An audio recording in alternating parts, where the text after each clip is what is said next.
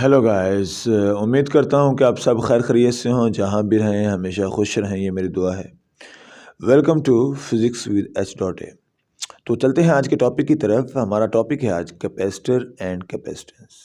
ये बहुत ही important topic है और ये अक्सर इसके बारे में पूछा जाता है। सबसे पहले हम डिफ़ाइन करेंगे कैपेसिटर को। Capacitor it is a device use to store charge on it, कि हम चार्ज को जिस डिवाइस पे स्टोर करते हैं उसको हम कैपेसिटर कहते हैं।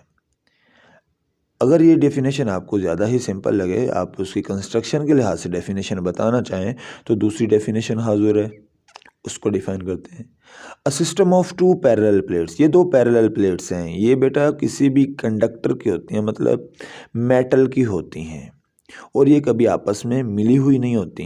सेपरेटेड बाय इंसुलेटिंग मीडियम, अब इनके दरमियान में हमने हवा रखी हुई है, या तो हवा होगी, हवा नहीं होगी हम गत्ता रखेंगे, गत्ता नहीं होगा हम कागज़ रखेंगे, अखबार रखेंगे, कोई ना कोई मटेरियल ज़रूर होता है इन दो प्लेट्स को जो मिलने नहीं देता। हर कैपेसिटर के अंदर ऐसा होता है। तो ऐसा सिस्टम जिसमें दो प्लेटें हों और दोनों में कोई ना कोई मीडियम भी रखा हुआ हो बीच में जो उनको मिलने ना देता हो चार्जेस को।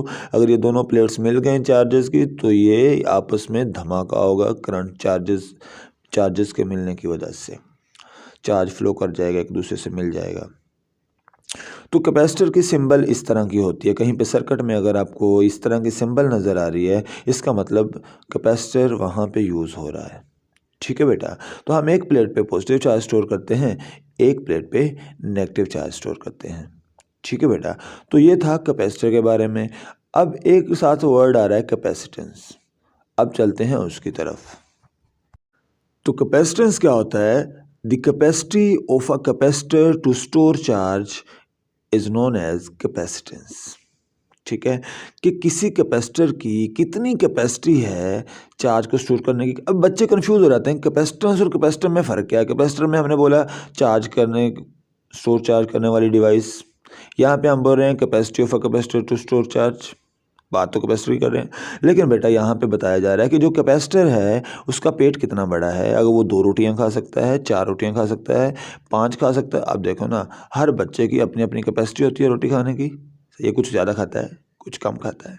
तो यहाँ पे भी कैपेसिटर की भी एक बेचारे की कैपेसिटी होती है, वो ज़्यादा चार्ज स्टोर कर सकता है। अगर प्लेटें बड़ी होंगी तो ज़्यादा चार्ज स्टोर होगा, प्लेटें छोटी होंगी तो चार्ज कम स्टोर होगा। उसके पास जगह ज़्यादा होगी तो ज़्यादा चार्ज स्टोर, कम जगह होगी तो कम चार्ज स्टोर। तो इस तरह कैपेसिटर की भी बेचारे की कैपेसिटी है। गरीब आदमी है। चलें जी आगे चलते हैं।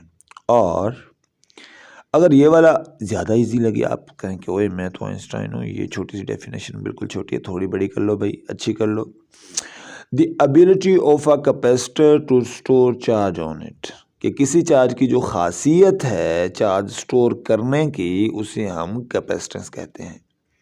तो चलें जी, पहला आप यहाँ पे आपके दिमाग में एक सवाल आ सकता है, सर ये चार्ज कहाँ से आया? आपने तो कहा था 2 प्लेटें हैं उनको हम मिलाते हैं, है ना सवाल?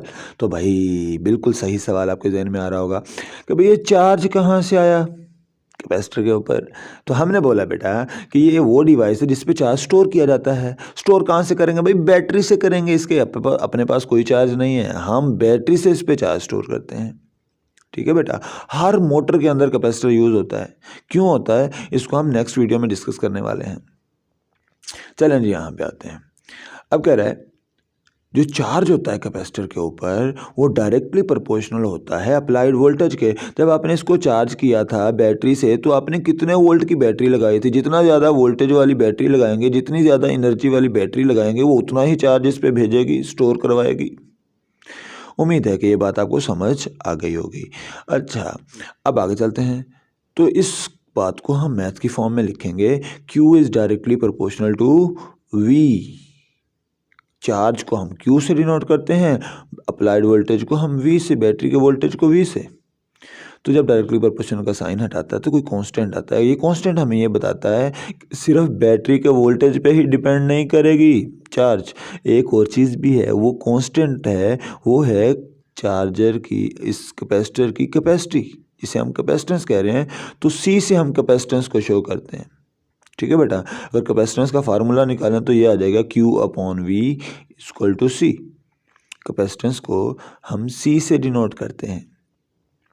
और इसी तरह इसका कोई यूनिट भी होगा बेटा। चार्ज का होता है कूलम, वोल्टेज का होता है वोल्ट, कूलम पर वोल्ट हो गया कैपेसिटेंस का यूनिट। लेकिन इसको हम फैरेड भी बोलते हैं, इसका दूसरा नाम क्या है बेटा, फैरेड।